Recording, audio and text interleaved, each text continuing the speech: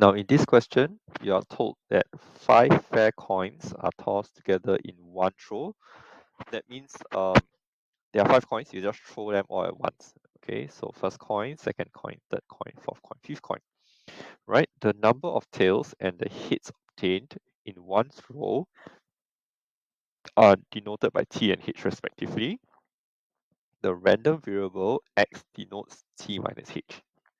Alright, so this tells you that is the number of tails obtained minus the number of hits obtained. Right? So T can take values 0, 1, 2, 3, 4, 5. H can also take values 0, 1, 2, 3, 4, and 5. But the problem is this. Okay, if I have T and H, X is actually equals to T minus H. Right? So if T is 0, remember the total is 5. So H must be 5. Right? So T minus H will be negative 5. So if you calculate down the road, this is what you get.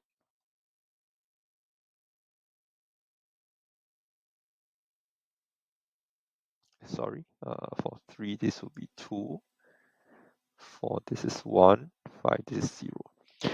Right, so the corresponding values of X would be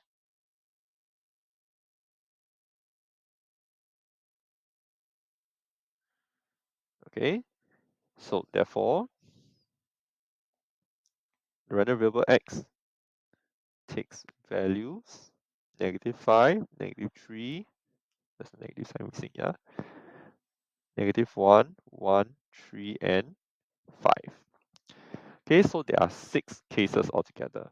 But you realize that the cases are because of different values of T and H. So in the question, you are asked to show that Px equals to 1 is 5 over 16, and hence find the probability distribution of X. So i.e., you need to find the probability of all the 6 values with showing P of X equals to 1 first. Okay, so we're going to let T and H be the random variables denoting the number of tails and heads obtained in one throw respectively, and X is equals to T minus H. So remember, a word of reminder, okay, the outcomes should and must be stated before calculating the probability. Alright, so for example, for Px equals to 1, alright, this is the outcome that you're going to tell me, right, in any order, right? If I ask you to list, that's a lot, but, well, the outcome of having X equals to 1 is that 3 tails and 2 heads are actually obtained in any order. Alright, so what I'm going to fix is, I have 3 tails, right, and 2 heads. So each of them is a probability of half. That's how you get your half to the power of 3, right?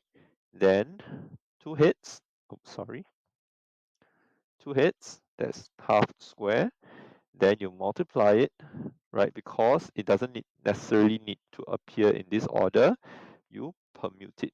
So it's 5 factorial divided by 3 factorial times 2 factorial, which will then give me 10 over 32, which is 5 over 16 as required.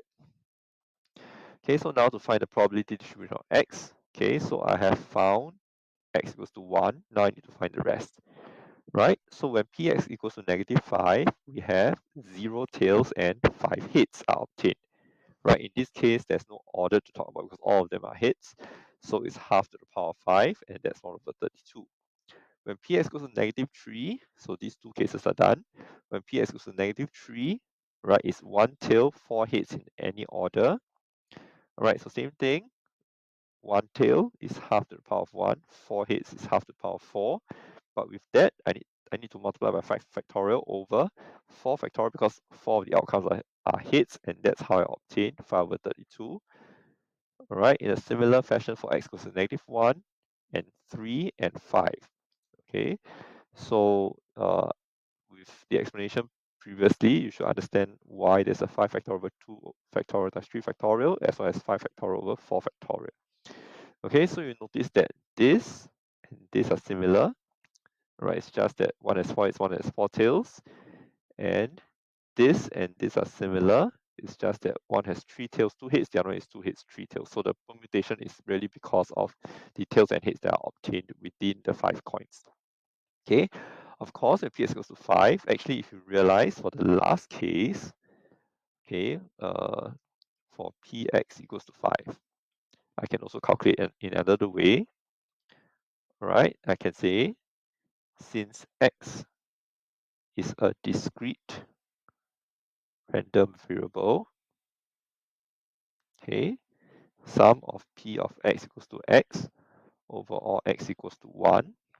So this means that p of x equals to -5 plus p of x equals to -3 plus p of x equals to -1 plus p of x equals to 1 plus p of x equals to 3 plus p of x equals to 5 is equals to 1. All right, then I just need to replace all the values. This is 1 over 32 plus 5 over 32 plus 10 over 32 plus 10 over 32 plus 5 over 32 plus p of x equals to 5 equals to 1. All right, when I calculate this, px equals to 5 is actually equals to 1 over 32. Okay, so this is the alternative way to calculate px equals to 5. Okay, now after you calculated a PDF, it is good to tabulate it into a table and check that the sum of all x equals, check that the sum of all probabilities of x equals to x over all x is equals to 1. Okay, if that is correct, then the probabilities that you have obtained is probably correct. Okay, so if you take a good look at the PDF table, you should notice that there is actually a symmetry, right? 1 over 32 is at the ends, followed by 5 over 32, followed by 10 over 32. Now, so this is an observation I want to make. Why so? Because for the next question, you are asked to state the value of expectation of x and at the same time, find the value of variance of x. So remember, in your tutorial, we have talked about what happens when there is a symmetry in the PDF function. Of course, in order for you to see symmetry, first thing first, you need to arrange the values of the random variable in ascending order. Okay, then the symmetry is somewhere around here, isn't it? That means it is centered around -1 and 1. So to find the expectation of x by symmetry in this case, okay, so this is only because there is symmetry for this particular PDF. The expectation is just the sum of these two numbers, all right, and then you divide it by 2. That's how you get 0. All right. Otherwise, right, in the calculation of expectation of x, you first need to state the formula for expectation and then do your calculation. All right. Remember, as far as possible, expectation should be given in terms of uh, exact values. Okay, as much as you can.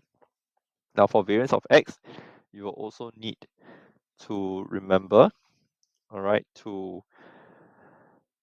um, write down the formula. So variance of x is calculated by expectation of x squared subtracted by the square of the expectation of x. All right. Then for expectation of x squared, you are actually calculating it by the sum of x squared, px equals to x over all x, subtracted by e of x whole thing squared. And this is actually the value of 0. So essentially, you are calculating this particular sum, and that gives you the value of